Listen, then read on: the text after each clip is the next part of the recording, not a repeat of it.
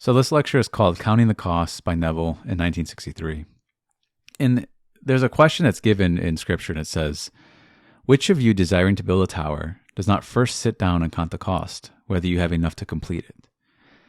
And this idea is that when the imagination, if you don't like the word God, when God became man, as Neville says, imagination took upon the flesh, or imagination became man, that man may become all imagination. That when the imagination did that, it counted the cost of what it took to become us, for us to take upon human form.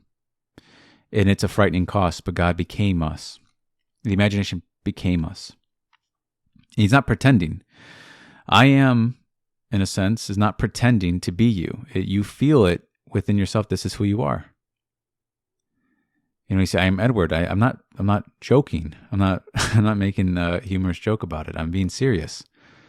And so the I am believes itself fully. It counted the cost when it became it. But it also laid out a blueprint. You don't build a house without a blueprint.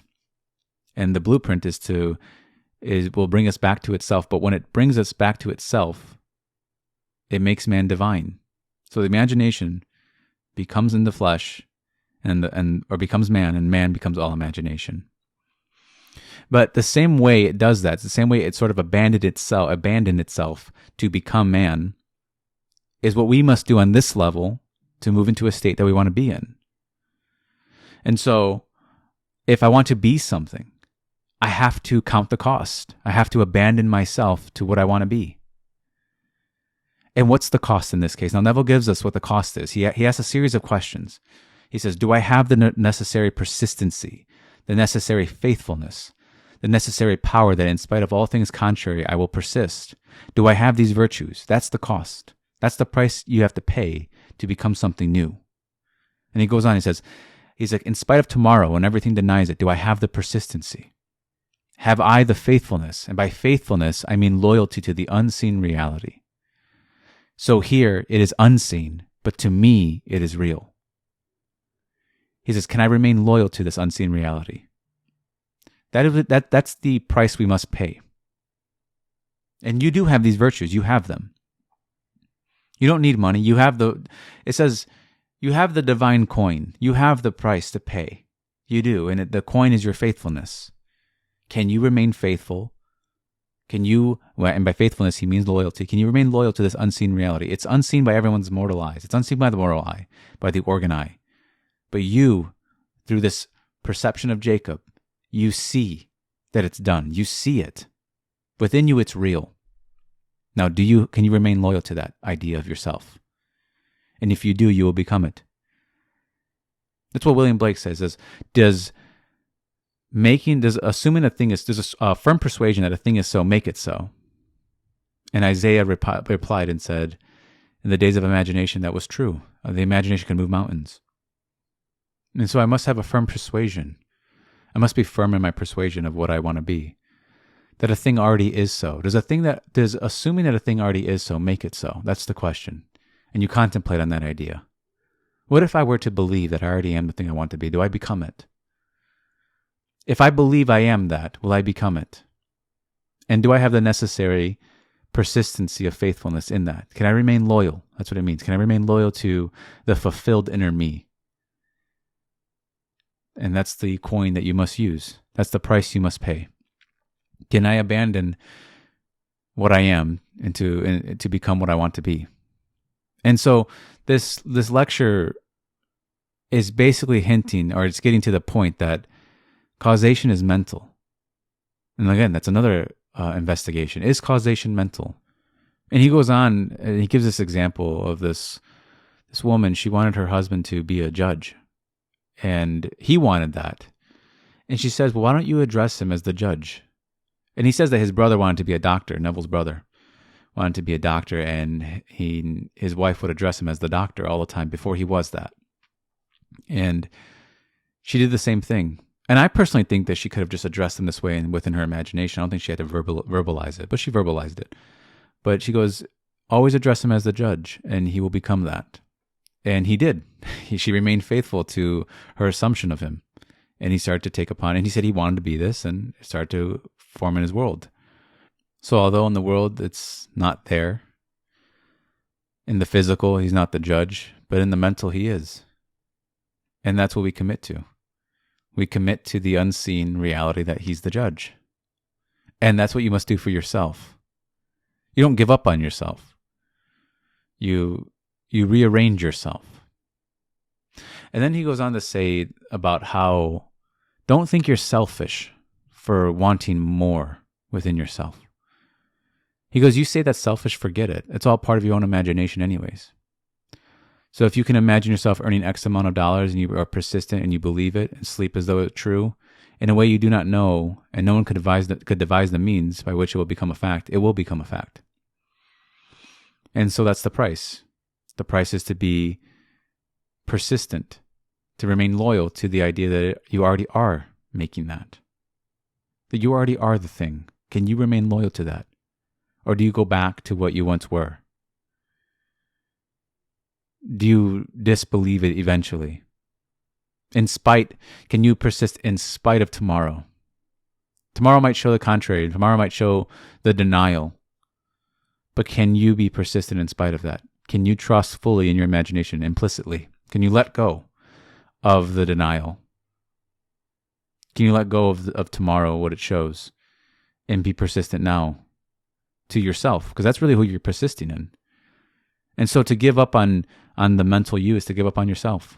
And so all loyalty to the realm unseen is loyalty to oneself. That's where you'll find yourself the way you want to be. Just remain loyal to it.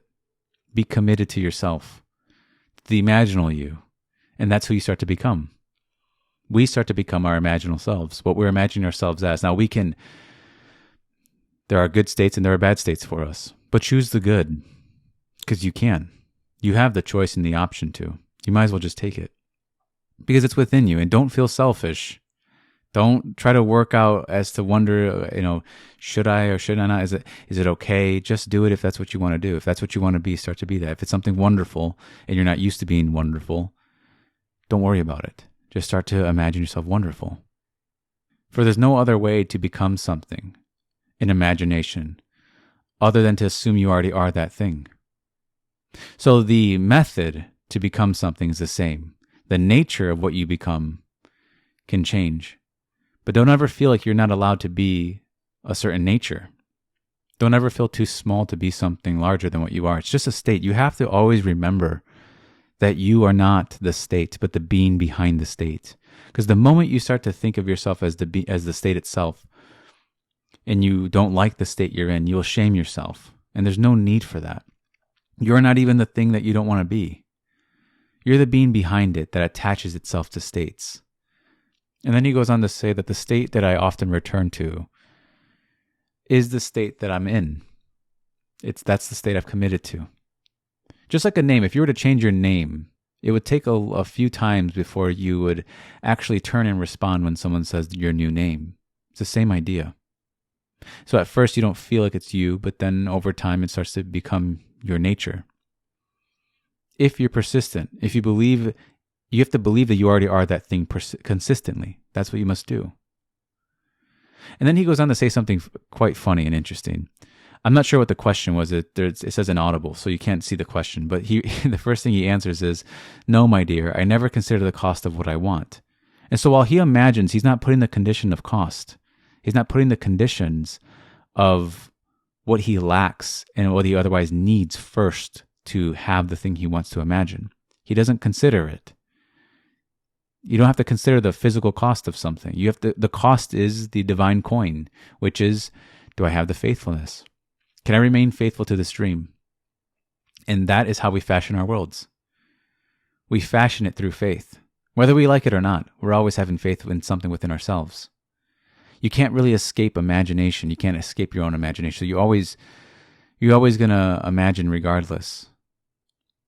And you can really only have faith in what you imagine.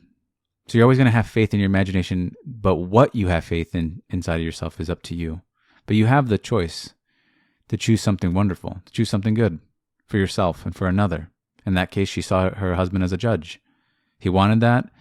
He might have been unsure about how he was going to be it, or he might have had some doubts, but she was persistent in seeing him that way, and he became that way. Even though in spite of tomorrow, he's not the judge, he still saw him the judge. Now that's the price. That's the cost that we must pay here. But really, it's not a bad thing. Because you do have these virtues. Neville asked, do I have these virtues? You do. You have these virtues. And the virtues are something that simply need to be exercised. I have a video called Imagination, My Instrument. This is like a piano. You have to learn how to play it. And you learn how to play imagination by assuming you are the thing consistently. That's how you play this game inside. But it's really self done to self. So a lack of commitment is a lack of commitment. A lack of loyalty is a lack of loyalty to oneself. Always remember that, because then you won't give up on yourself. You won't just quit. And then he goes on to say how imagination obeys us. If I ask of my imagination to shape me into a beautiful image, it will do it. If I ask it to shape me into an evil image, it will do it. Or if I ask it to conjure up an image of hatefulness or of loveliness, it just does it. It doesn't ask me for qualifications or for anything on the outside. It doesn't ask me of anything. It just does it.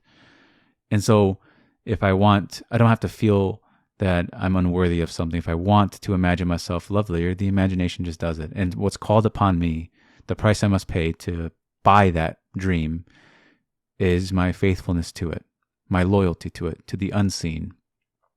That is what I believe in.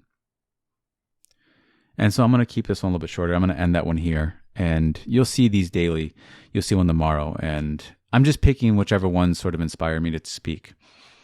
So they might be, but they're mostly going to be from the later years, because I find those to be really inspirational. I think they give a lot of context as far as what Neville's been talking about this for most of his life. So keep a lookout for those. But thanks for listening.